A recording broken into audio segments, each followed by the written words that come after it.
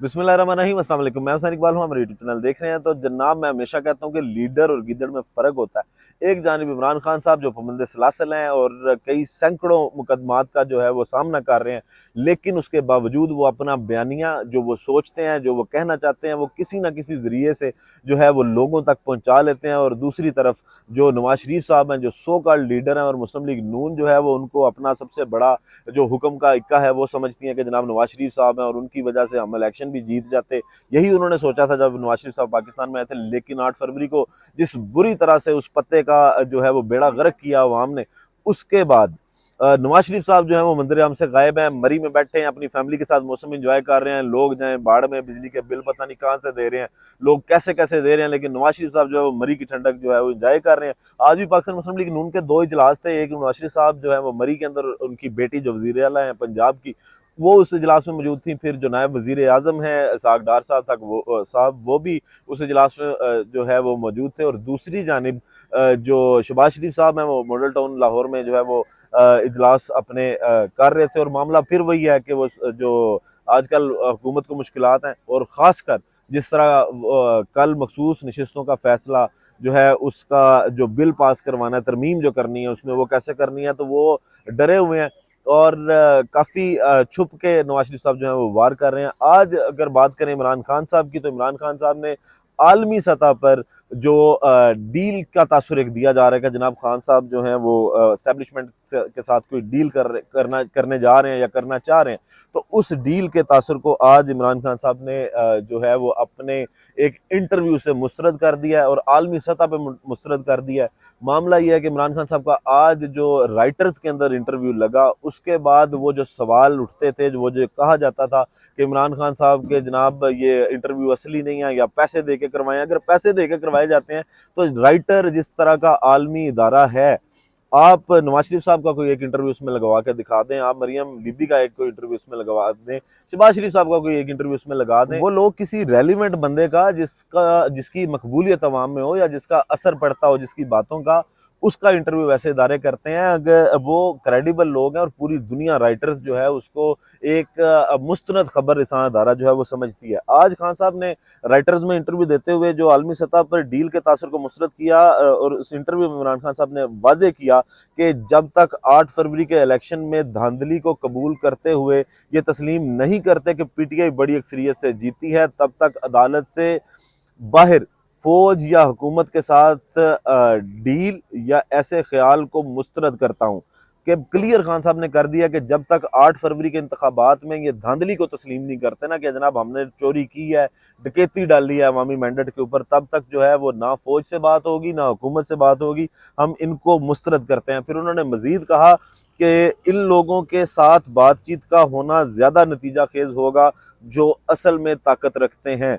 फिर जनाब खान साहब ने जो मुज़ाकरात कहा जाता है कि खान साहब मुज़ाकरात नहीं करना चाहते, तो शराइत उन्होंने अपनी बता दी हैं कि एक वही जो खान साहब बार बार कह रहे हैं कि 8 फरवरी की तहकीकात, और दूसरा जुडिशल कमीशन बनाया जाए 9 फरवरी पे, और जो पाकिस्तान तहरीक इंसाफ के रहनुमा हैं उनको जिनको बिला वजह बगैर किसी केस के और बगैर किसी अथेंटिक केस के जेलों में रखा गया, उनकी रिहाई तक जो है वो किसी के साथ भी मुज़ाकरात की बात नहीं होगी। इमरान खान साहब ने मजीद अपने इंटरव्यू में कहा कि मुल्क की मखदूश सूरत हाल को बेहतर करने के लिए हम बातचीत करने के लिए तैयार हैं।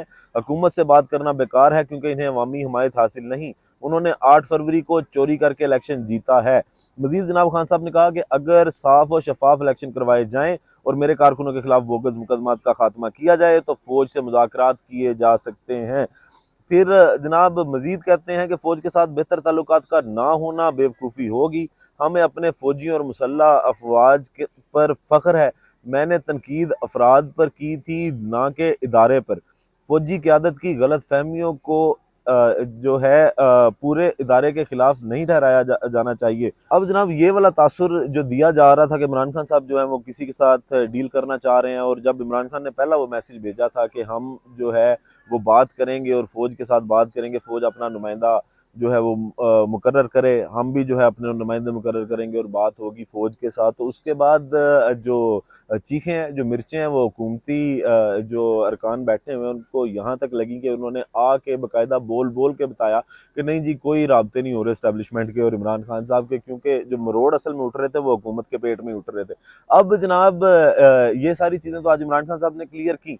दूसरी जानिब अब राइटर्स के मुताबिक राइटर ने ये कहा कि हमने इमरान खान साहब के इन खदशात पे, इन सवालात पे, या जो उनका मौक़िफ़ है इस पे गवर्नमेंट का और जो आर्मी है, जो फ़ौज है, उनका मौक़िफ़ लेने की कोशिश की। तो दोनों जानिब से जो है वो अभी तक इस पे रज़ामंदी नहीं दी गई कि जनाब वो इसका कोई जवाब देंगे या वो अपना कोई मौक़िफ़ उनके सामने रखेंगे। तो उसके लिए हिम्मत चाहिए और सामने आके कम अज़ कम जो है वो सच बोलने की जुर्रत ज़रूर चाहिए कि पाक फ़ौज भी और उसके बाद ये जो हुकूमत है कि ये आएँ और आके अपना मौक़िफ़ इमरान खान साहब के इन सारे मामलात पे दें कि क्या आर्मी ये चाहती है कि वो खान साहब के साथ गुफ्तगू मुज़ाकरात करेगी और डील नहीं होगी कोई, बाकायदा तमाम मामलात जो हैं उनको आइन की हदूद के अंदर रह के, कानून की हदूद के अंदर रह के जो है वो देखा जाएगा। अब इसके बाद जनाब अगर बात करें तो 5 अगस्त है, इमरान खान साहब की जो कैद है उसका 1 साल मुकम्मल हो जाएगा और इस कैद के बाद अगर देखा जाए तो खान साहब को शायद उसका कोई इतना फ़र्क नहीं पड़ा और कोई भी मामला जो है वो पाकिस्तान के अंदर इमरान खान साहब की बात से शुरू होता है और उन्हीं पे ख़त्म होता है। सियासत पाकिस्तान की इमरान खान के बगैर अब मुकम्मल नहीं होती। कोई आप लीडर देख लें, कोई आप पाकिस्तान मुस्लिम लीग नून की, पीपल पार्टी की प्रेस कॉन्फ्रेंस देख लें, वो इमरान खान से शुरू होती है और इमरान खान पे ख़त्म होती है। उसके अलावा जो है वो कोई बात आगे नहीं बढ़ती।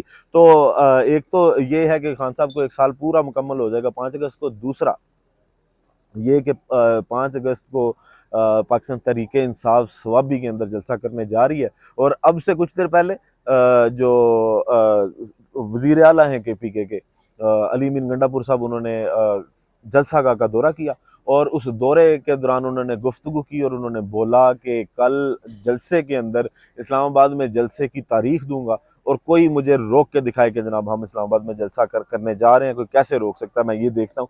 तो एक तो अली मीन गंडापुर साहब इस तरह की बातें करते हैं। कल भी उन्होंने ये कहा था कि अगर मैं एक बार ऐलान कर दूंगा तो मैं करके दिखाऊंगा, तो अब उनको शायद इस्लामाबाद में जलसा करके दिखाना पड़ेगा।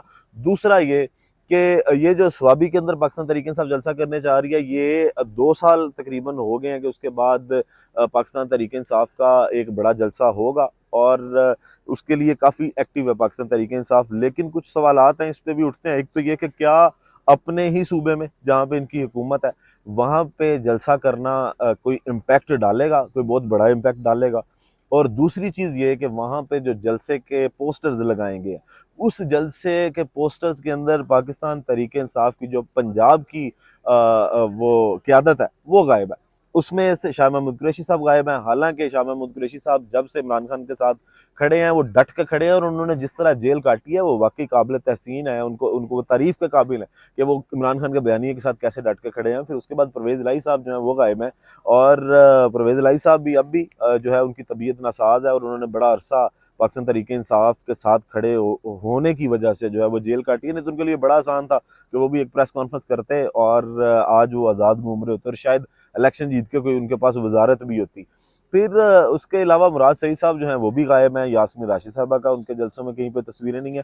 हालाँकि ये वो लोग हैं जिन्होंने जेलें काटी हैं, जिन्होंने मुसीबतें देखी हैं। तो पाकिस्तान तहरीक-ए-इंसाफ की ये जो लीडरशिप है, इनको ये सोचना चाहिए कि वो क्या कर रहे हैं और उनको उनकी कोई स्ट्रैटेजी होनी चाहिए कि जो लोग हमारे लिए मुश्किलात काट रहे हैं, हम उनको कहीं न कहीं पे जो है वो आगे लाएँ, उनको प्रमोट करें, उनकी हौसला अफ़ज़ाई करें। लेकिन इस तरह की हरकतें जो हैं वो शायद इतनी अच्छी नहीं है।